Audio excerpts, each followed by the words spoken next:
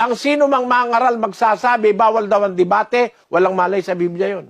Kasi ang mga apostol nakipagdebate, si Pablo nakipagdebate, si Esteban nakipagdebate. Basahin natin ang Gawa, Kapitulo 7, ito ang sinasabi ng aklat ng Biblia.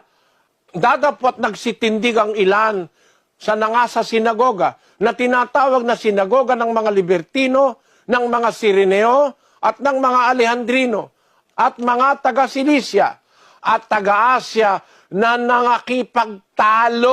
nakipagdebate kay Esteban.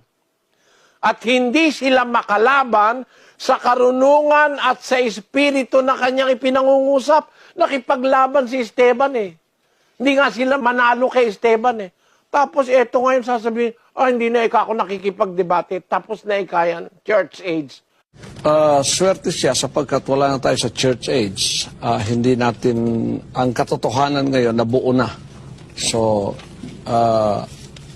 hindi na estilo ng Diyos yung mga debate-debate. Wala na yun ngayon. Sino may sabi sa'yo? Wala sa Biblia sinasabi mo.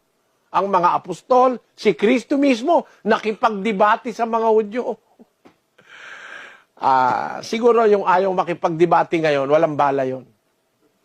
Magandang araw po sa inyo.